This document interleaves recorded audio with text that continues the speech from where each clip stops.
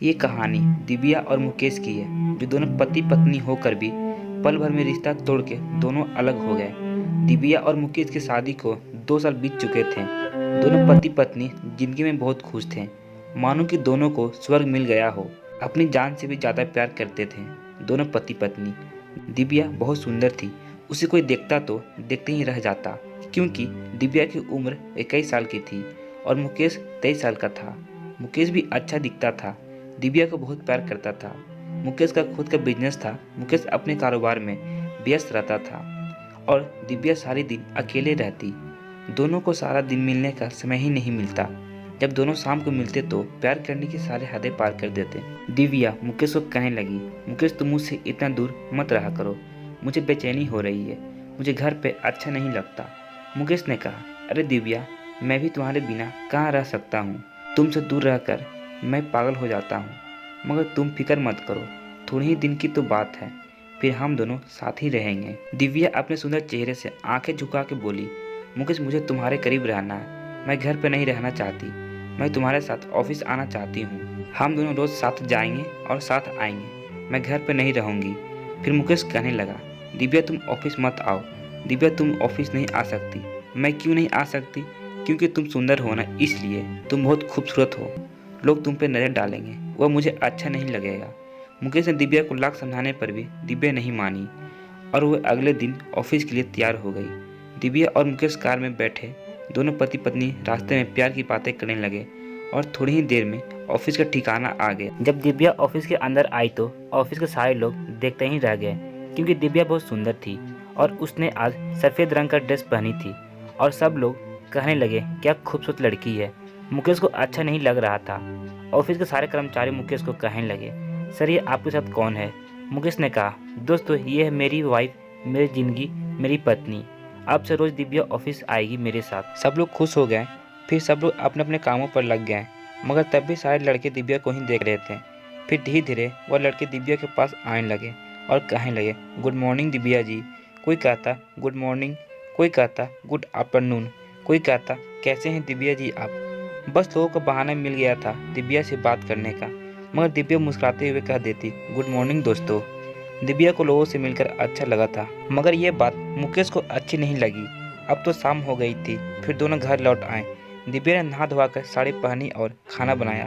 दोनों खाना खाकर अपने बेडरूम में आ गए। मुकेश ने दिव्या को कहा, दिव्या तुम लोगों से बात मत किया करो, मुझे अच्छा नहीं लगता।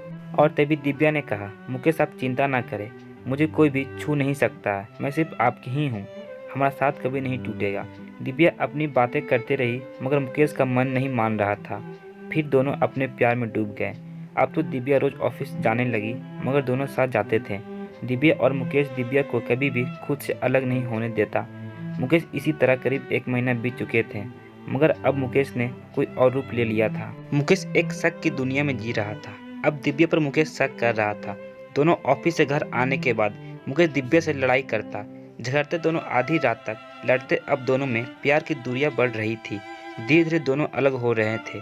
एक दिन ऐसा हुआ कि दोनों सारी रात झगड़े और दोनों अलग अलग कमरे में सो गए। जब सुबह हुई तो दिव्या चाय बनाई और मुकेश को देखकर चुपचाप कमरे से चली आई और ऑफिस के लिए रेडी हो गई। दिव्या आज मुकेश के साथ नहीं जा रही थी, आज अकेले ही जा रही थी, क्योंकि दिव्या आज सुबह नाराज थी। मुकेश को पता ही नहीं था कि दिव्या ऑफिस के लिए चली गई। मुकेश दिव्या को बुलाने लगा, मगर दिव्या जवाब नहीं दे रही थी, क्योंकि दिव्या तो कब की निकल चुकी थी। मुकेश ने दिव्या के कमरे में जाकर देखा, मगर दिव्या कहीं भी नजर नहीं आई। मुकेश सोच में पड़ गया कि आखिर दिव्या गई कहाँ। उसके मोबाइल में कॉल किया, मगर दिव्या का मोबाइल स्विच ऑफ आ रहा था। यहाँ दिव्या ऑफिस में आ चुकी थी, मगर मुकेश की कंपनी में एक आदमी की नज़र दिव्या पर थी कि कब दिव्या अकेले ऑफिस आए। आज उस आदमी को मौका मिल चुका था। आज दिव्या अकेली है, आज बॉस नहीं आए। वह आदमी दिव्या के ऑफिस में आया और ऑफिस का दरवाज़ा बंद कर दिया। दिव्या अपने कंप्यूटर में काम कर रही थी और वह लड़का दिव्या के पास आकर कहने लगा, दिव्या मैं इसी पल का इंतजार कर रहा था कि तुम अकेले ऑफिस कब आओ। ये सुनकर दिव्या घबरा गई और कहने लगी, कौन हो और यहाँ क्या कर रहे हो? फिर वह लड़का कहने लगा, दिव्या मैं तुमसे बहुत प्यार करता हूँ और मैं बहुत दिनों से तुम्हारे पीछे पड़ा हूँ। दिव्या तुम बहुत सुंदर हो। वह लड़का दिव्या को बहुत परेशान कर रहा था। उसी वक्त मुकेश दिव्या को ढूंढते ढूंढते ऑफिस आ पहुंचा तो मुकेश शक की दुनिया में जी रहा था। अब क्या होगा, क्योंकि दिव्या और वह बदतमीज लड़का दोनों ही ऑफिस में थे। मुकेश सीधा अपने ऑफिस की तरफ जाने लगा। जब दरवाजे के नज़दीक आया तो उसके होश उड़ गए, क्योंकि उसी वक्त वह लड़का दिव्या को कह रहा था कि दिव्या तुम बहुत खूबसूरत हो और मैं तुमसे बहुत प्यार करता हूँ और आज मैं तुम्हें पाकर ही रहूँगा। दिव्या उस आदमी से घबरा गई थी, इसलिए कुछ बोल नहीं पा रही थी। मुकेश ये सब सुनकर बहुत गुस्सा हो गया। दिव्या मुझे धोखा दे रही थी, उसका कोई आदमी से चक्कर चल रहा है। मुकेश ने जब दरवाजा खोला तो वह आदमी दिव्या को अपनी बाहों में लेकर खड़ा था। दोनों चौंक गए और उस लड़के ने दिव्या को छोड़ दिया। दिव्या भागते हुए मुकेश के पास आ गई। फिर मुकेश कहने लगा, वह दिव्या हुआ यार से प्यार और पति से धोखा। मुझे आज पता चल गया कि तुम तो मुझे धोखा दे रही थी, इसीलिए तुम रोज ऑफिस आ रही थी और तुम अपने यार से मिल सको। और फिर मुकेश दिव्या को मारने लगा। उस आदमी को भी खूब मारा और अपनी कंपनी से निकाल दिया। दिव्या ने मुकेश को बहुत समझाया कि मेरा उस लड़के से कोई लेना देना नहीं है। वह ज़बरदस्ती मेरी ऑफिस में घुस आया और मुझे पता भी नहीं चला था, और वह लड़का तो मेरे साथ बदतमीजी कर रहा था और आप मुझ पर शक कर रहे हैं। मैं सिर्फ आपसे ही प्यार करती हूँ।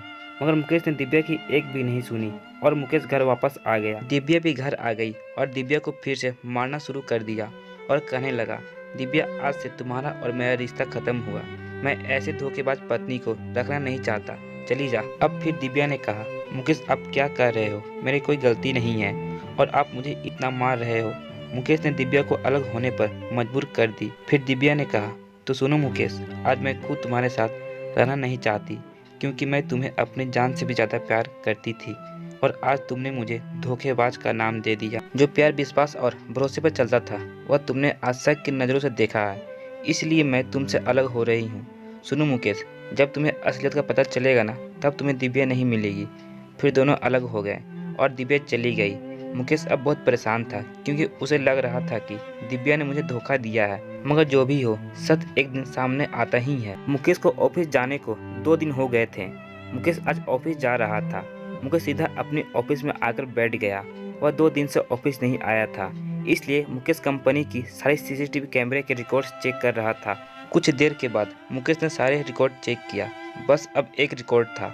मुकेश पूरी तरह थक चुका था। सोचा कि पहले चाय पी लूं, फिर काम करता हूं। मुकेश ने एक कड़क मसाला वाली चाय मंगवाई, मगर आज मुकेश को चाय में स्वाद नहीं आ रहा था, क्योंकि रोज दिव्या ही चाय बनाती थी।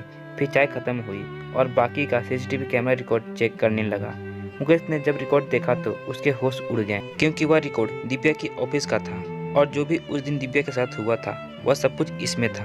मुकेश ने देखा कि दिव्या तो अकेली ही बैठी थी और वह आदमी ऑफिस में आया और दिव्या को छेड़ने लगा। मुकेश ये सब देख रहा था और उसकी आंखों से आंसू निकल रहे थे। आज मुकेश को अपनी गलती का एहसास हो रहा था। वह जोर जोर से रोने लगा था।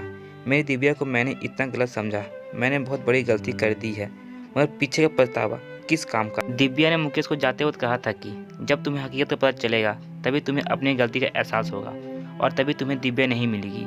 और मुकेश दिव्या को ढूंढने के लिए निकल पड़ा। मुकेश दिव्या को 2 दिन तक लगातार खोजता रहा, मगर दिव्या का कोई पता चल नहीं रहा था। फिर अगले दिन पता चला कि दिव्या ने आत्महत्या कर ली है। मुकेश को दिव्या की लाश मिली। दिव्या ट्रेन से टकरा के आत्महत्या कर ली। अब मुकेश के हाथ में कुछ नहीं आया था सिवाय दिव्या की लाश के अलावा। इसलिए दोस्तों, हमें हर रिश्ते को समझना चाहिए। पति पत्नी के रिश्ते को समझना चाहिए। सच्चा प्यार करने वाले लोग कभी किसी पर शक नहीं करते। हमें एक दूसरे को समझना चाहिए और पति पत्नी का रिश्ता प्यार और विश्वास पर टिकता, ना कि शक के बुनियाद पर। तो दोस्तों, ये कहानी कैसा लगा कमेंट सेक्शन में जरूर बताना और ऐसा कहानी सुनने के लिए इस चैनल को सब्सक्राइब कर लें।